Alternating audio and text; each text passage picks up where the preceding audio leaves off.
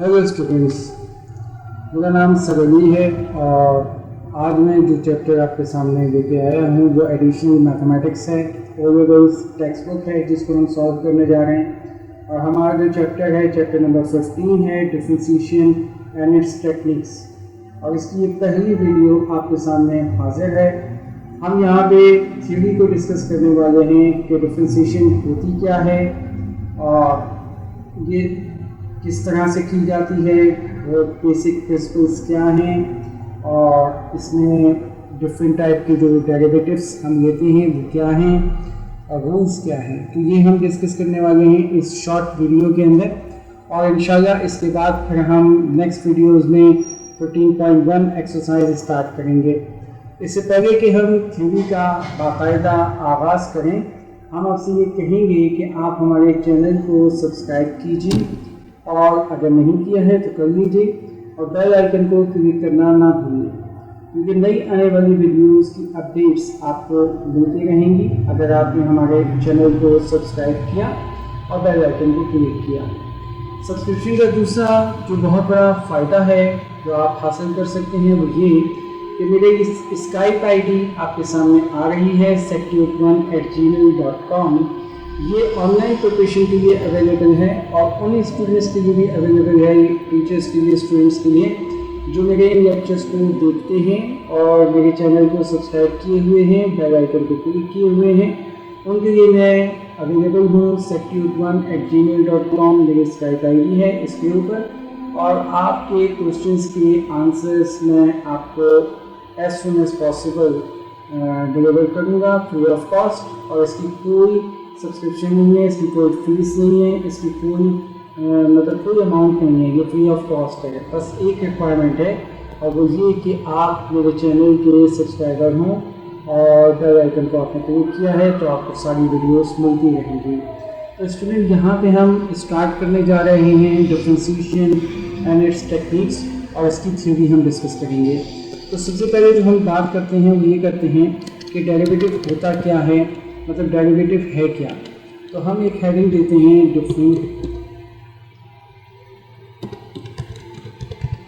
Differentiation in mathematics.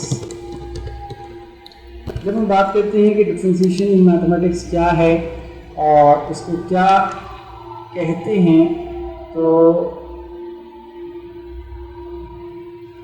इसको क्या कहते हैं, तो हम ये कहते हैं कि एक ये प्रोसेस है, a process of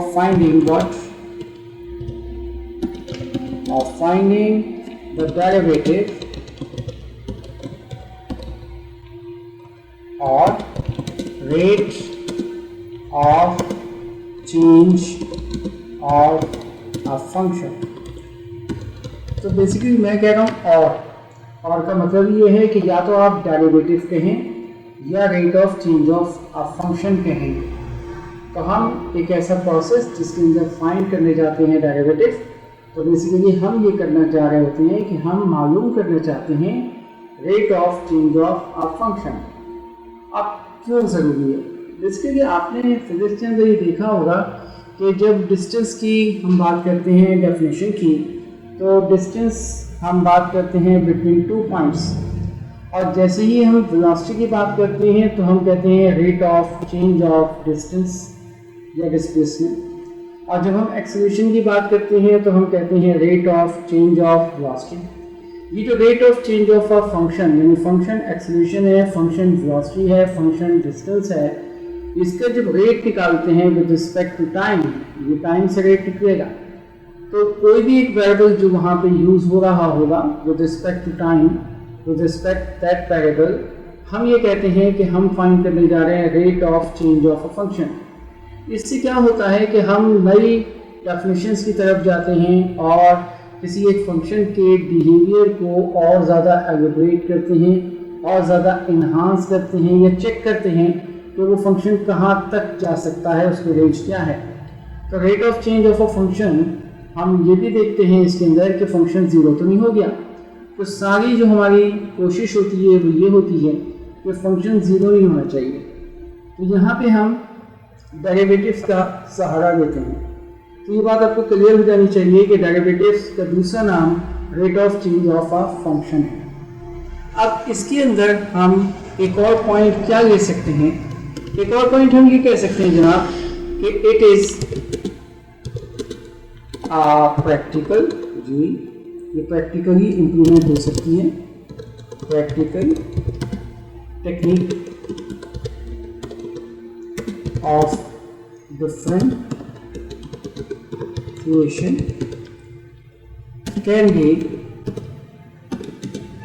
carried out by pure algebraic manipulation।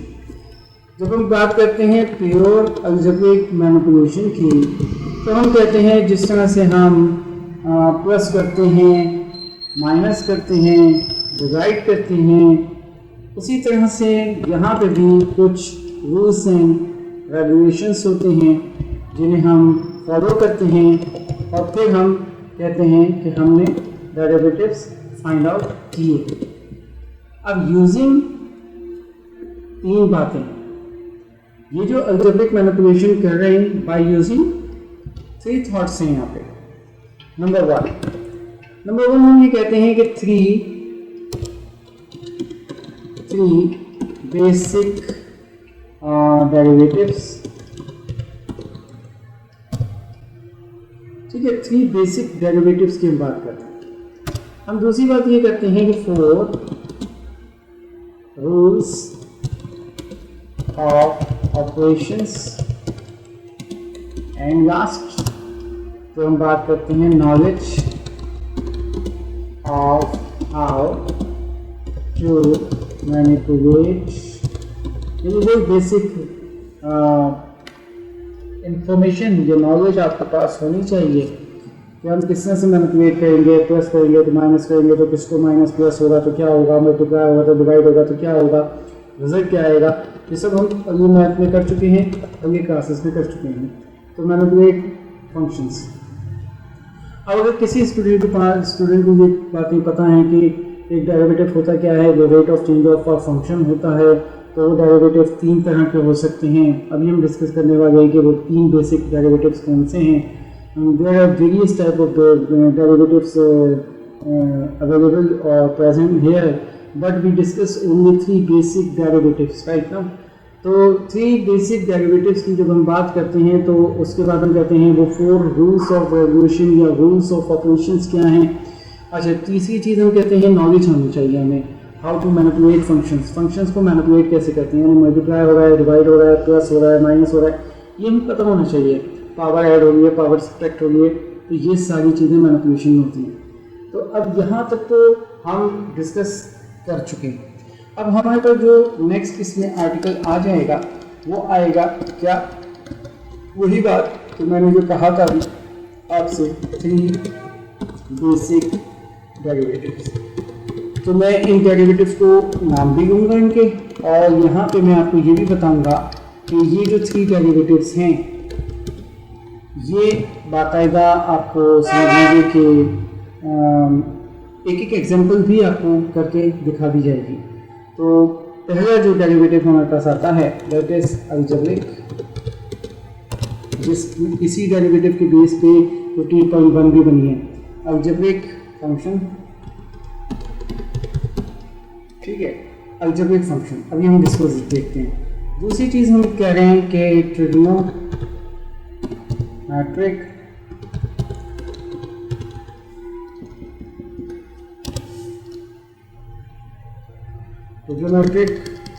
Function,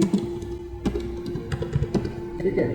number 3 जो है वो हमारे पास है exponential.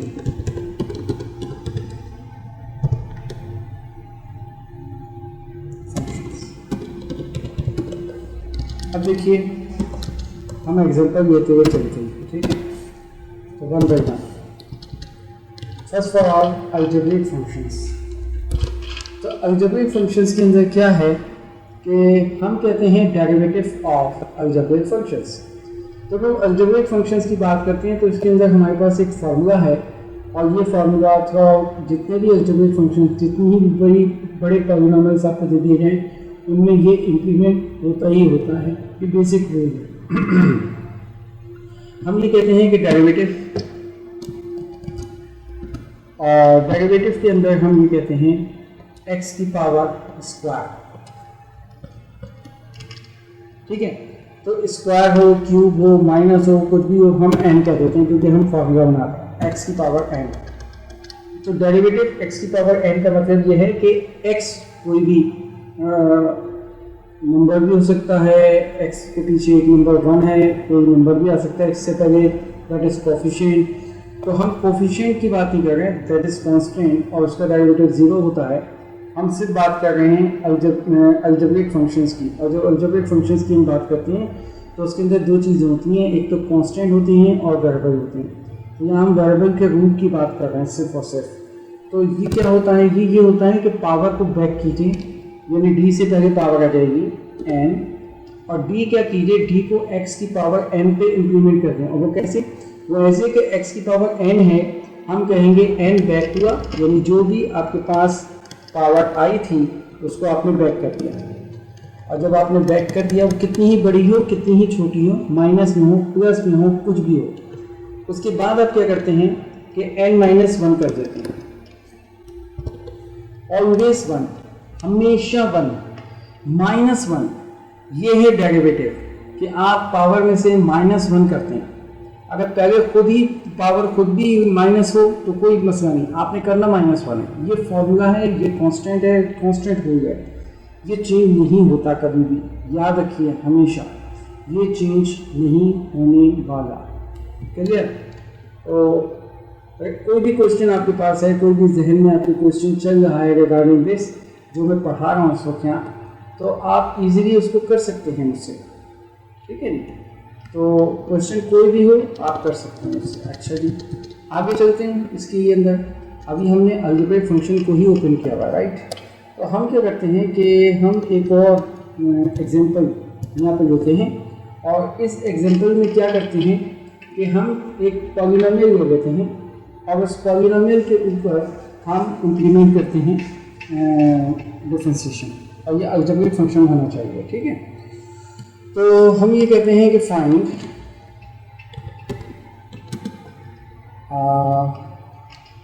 D by d x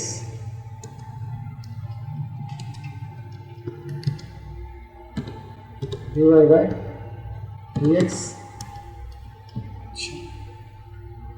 if y equal to 3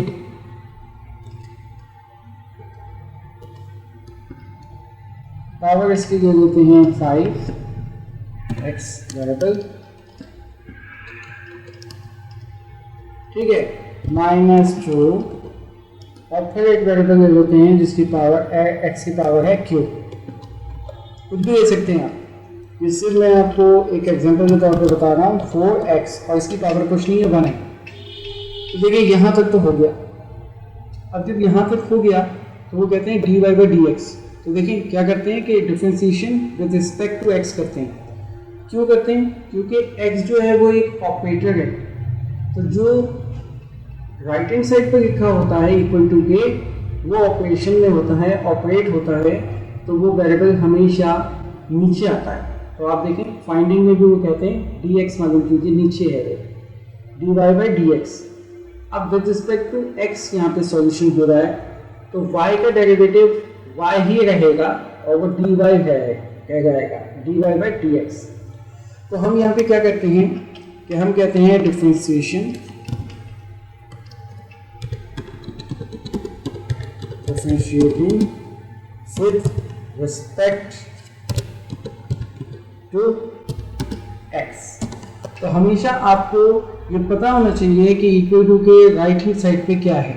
तो अगर इक्वल टू के राइट हैंड साइड पे कुछ और होता, पी क्यू आर कुछ भी होता, तो हम कहते हैं d y by p, d y by d x नहीं, डी क्यू, डी आर, इस तरह से चेंज कर देते हैं। लेकिन ऊपर वही रहता है जो इक्वलिटी के लेफ्ट हैंड साइड पे है, और अभी यहाँ पे y है। तो अब मैं क्या करता हूँ, differentiation with respect to x करता हूँ। तो जब differentiation with respect to x हो जाएगा तो मेरे पास क्या आ जाएगा कि y की जगह आ जाएगा dy बाई डी एक्स।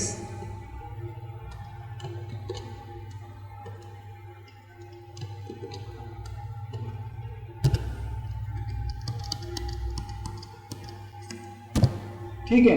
जब ये dy बाई डी एक्स आ गया तो अब मैंने ऊपर आपको पढ़ाया था क्या होता है। अभी मैं सिर्फ सोच रहा हूँ 3x की पावर 5। इसको एक और दफ़ा इस तरह भी लिख देता हूँ मैं, देखिए, ताकि आपको ऊपर जैसे ही मैच नज़र आए। जब आप एक दफ़ा सीख जाएंगे तो फिर कोई प्रॉब्लम आपको नहीं होने वाली। अब देखें, कांस्टेंट पे नहीं है, डेरिवेटिव यहाँ है, ठीक है जी। और कांस्टेंट पे नहीं है, डेरिवेटिव यहाँ है।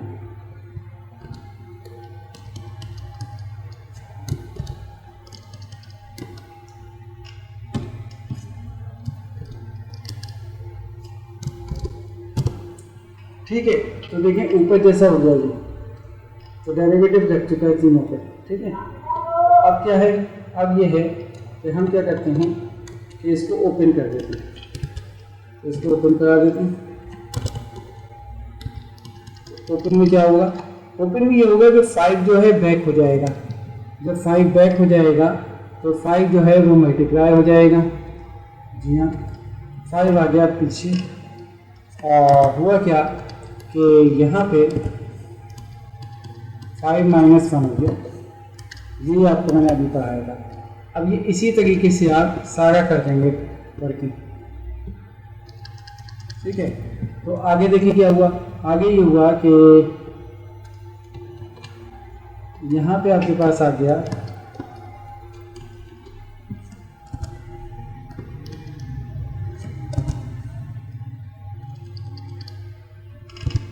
-1, हमेशा -1 नहीं आएगा और कुछ भी नहीं आएगा, ठीक है। और यहाँ पे क्या है, यहाँ पे तो कुछ है ही नहीं, तो जब यहाँ पे कुछ नहीं है तो यहाँ पे हम लिख देंगे क्या,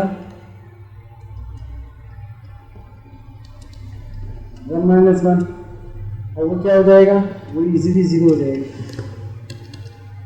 1 - 1, ठीक है। तो x की पावर 0 हो गई तो x तो 1 हो गया, तो यहाँ पे तो 4 ही बचा, 4 × 4, ठीक है। तो क्या हुआ कि इक्वल टू हमने लिया 3 × 5 = 15 हो गया, यहाँ 15, और x की पावर हो गई 4।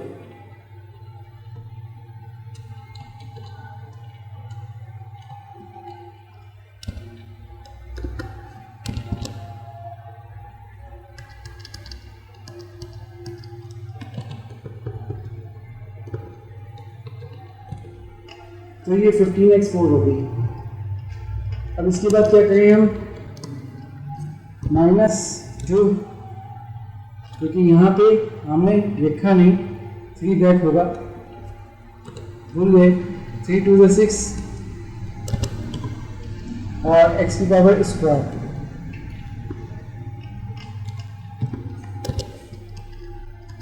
ठीक है। तो +4। तो अब देखिए क्या हुआ कि हमारे पास ये आंसर आ गया। हमारे पास हुआ क्या, हमारे पास हुआ ये कि हमने जो पॉलिनोमियल स्टार्ट किया था वो 5 पावर से था, और जब उसका डेरिवेटिव हुआ तो हमारे पास हाईएस्ट पावर जो है वो 4 हो गई। तो हम फंक्शन को रिड्यूस करने के लिए भी डेरिवेटिव को यूज़ करते हैं। तो ये इसका आंसर है dy/dx का 15x4 power 4 -6x² + 4। Thank you very much. अब हम क्या करते हैं कि हम नेक्स्ट आर्टिकल की तरफ जाते हैं अपने, और यहाँ पे हमारे पास रखा हुआ है ट्रिग्नोमेट्रिक फंक्शंस। तो अब हम ट्रिग्नोमेट्रिक फंक्शंस को डील करने जा रहे हैं, ठीक है। अच्छा, इसमें क्या होता है, इसमें ये होता है कि जो ट्रिग्नोमेट्रिक फंक्शंस हैं उनके डेरिवेटिव आप याद करते हैं। तो यहाँ पे एक ट्रिग्नोमेट्रिक फंक्शन का मैं बता रहा हूँ, ये स्ट्रेट फॉरवर्ड डेरिवेशन होती है, और ये जो है डेरिवेटिव याद करने पड़ते हैं, कुछ डेरिवेटिव्स, और कुछ लिखे भी जाते हैं आपके पास पेपर के बैक साइड पे, तो वहाँ से आप देख लीजिए। ये इसके डेरिवेटिव सॉल्व नहीं करते, ये बेसिक फंक्शंस हैं, और जो इससे ड्राइव फंक्शंस जो होते हैं, जिससे ये बेसिक फंक्शन से ड्राइव फंक्शन बनते हैं और कुछ और फंक्शन बनते हैं कॉम्प्लिकेटेड, उनके लिए फिर आपको ट्रिग्नोमेट्री यूज़ करनी होती है, और फिर आपको उन बेसिक फंक्शन में उसको लेके आना होता है जिनके डेरिवेटिव अवेलेबल हैं, और फिर आप उनके डेरिवेटिव से आंसर देते हैं। तो जैसे जैसे ये चैप्टर आगे की तरफ जाएगा, हम ये सारी बातें आपसे डिस्कस जो कर रहे हैं ये कंफर्म पूरा करके देंगे, इसको समझा के देंगे आपको। बस ये है कि आप हमारे साथ बने रहिए। तो डेरिवेटिव ऑफ साइन एक्स जब हम बात करते हैं तो दैट इज इक्वल टू हमारे पास आ जाएगा कॉस एक्स। और अगर मैं कहता हूँ डेरिवेटिव ऑफ कॉस एक्स तो वो होता है माइनस साइन एक्स। तो ये आपको याद करने होते हैं बेसिकली। तो ये डेरिवेटिव इसका बन गया। अगर मैं एक्सपोनेंशियल फंक्शन की बात करता हूँ और एक्सपोनेंशियल फंक्शन में आता हूँ और कहता हूँ कि एक्सपोनेंशियल फंक्शन क्या होगा और इसका डेरिवेटिव क्या होगा, तो बेसिकली होता ये है कि e to the power x होता है एक्सपोनेंशियल। और जब e to the power x होता है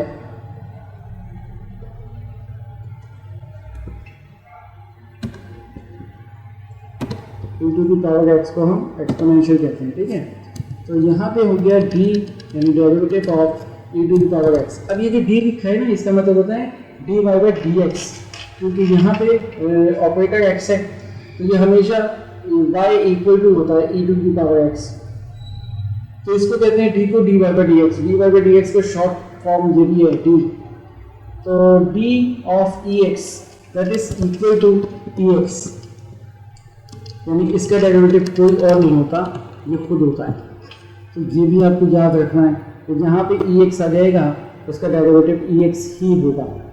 ये ख्याल रखिएगा कि ex की पावर कोई 2x है या 3x है या x की e की पावर x का स्क्वायर है तो उसका डेरिवेटिव e की पावर x स्क्वायर नहीं होगा, उसका डेरिवेटिव e की पावर 2x नहीं होगा, वो कुछ और होगा। सिर्फ e की पावर x का डेरिवेटिव e की पावर x होता है। क्लियर?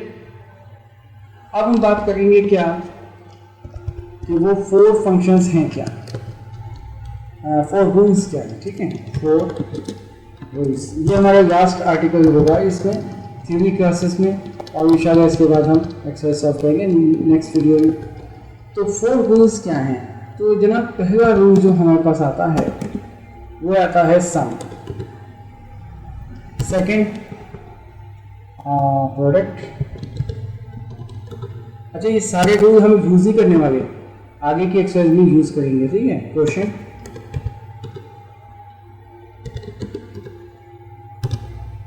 और फोर्थ होता है चेन रूल।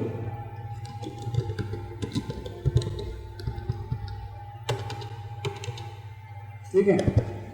तो जी सम क्या होता है? अगर मैं ये कहता हूं कि डी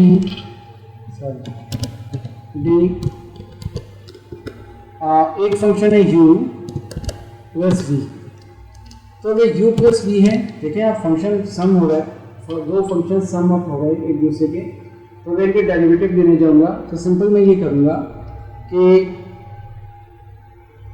d ऑफ u कर दूंगा और d ऑफ v कर दूंगा, सिंपल। तो हम इसको इस तरह लिखते हैं, लिखने का ऑर्डर होता है, हम कहते हैं du ओवर dx प्लस, ये जनरल में कॉपी करता हूँ और कॉपी करने के बाद इसको मैं चेंज कर देता हूँ, ठीक है, dv ओवर dx। तो देखिए ये रूल हमारे पास हो गया किसका? सम।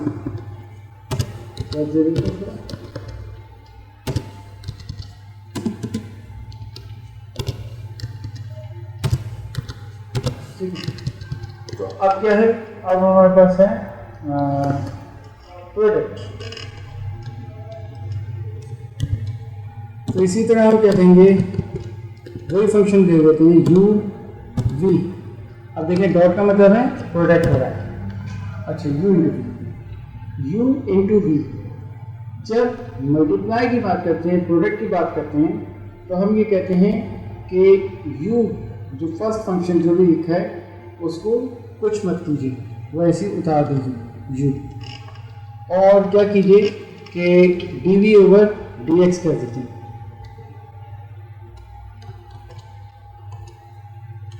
यानी सेकंड फंक्शन का डेरिवेटिव ले लीजिए प्लस, तो सेकंड फंक्शन को सेम रहने दीजिए और फर्स्ट फंक्शन का डेरिवेटिव लीजिए,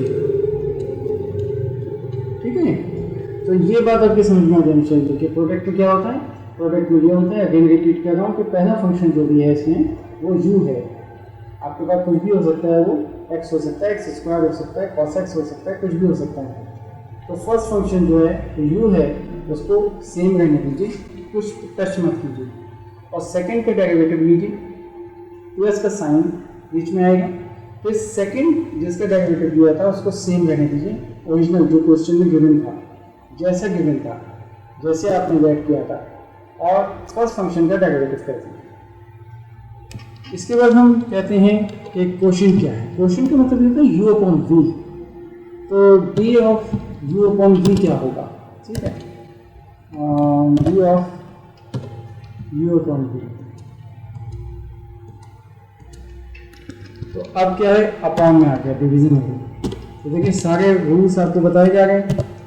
आई होप कि आप इसको परफॉर्म कर सकें और इजीली कर सकते हैं, कोई इशू नहीं है। इसमें क्या होता है कि नीचे जो है, अगर नीचे वाली साइड पे आपके पास मौजूद है क्या, v, u अपॉन v ही देते हैं, v अपॉन u कभी नहीं देते, ये याद रखिएगा। v का स्क्वायर कर दीजिए, नीचे हो जाएगा v का स्क्वायर, ऊपर क्या होगा, ऊपर v सेम रहेगा और u का डेरिवेटिव कर देंगे आप, v सेम u का डेरिवेटिव इस तरह। जब ये हो गया तो बीच में आएगा माइनस का साइन और फिर v सेम रहेगा, सॉरी u सेम रहेगा और v का डेरिवेटिव।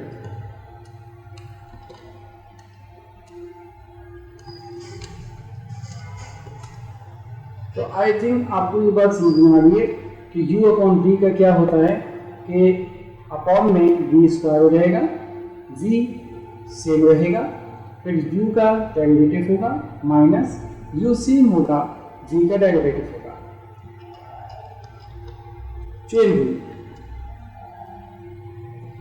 चेन रूल के अंदर ये होता है जनाब कि जब हम कहते हैं,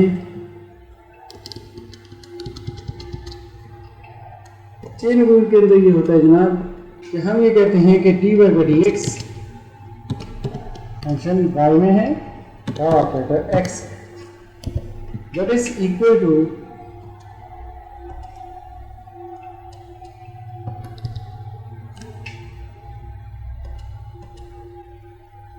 dy अपॉन du,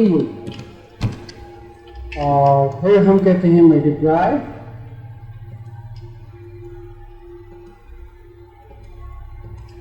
और फिर हम कह देते हैं du अपॉन dx, तो हमारे पास आता है dy by dx। Chain rule बहुत इंपॉर्टेंट है, पेपर के अंदर बहुत ज़्यादा आस्क किया जाता है चेन रूल से क्वेश्चंस, तो हम इनकी प्रैक्टिकल इम्प्लीमेंटेशन इंशाल्लाह अपकमिंग वीडियोस के अंदर बताने वाले हैं।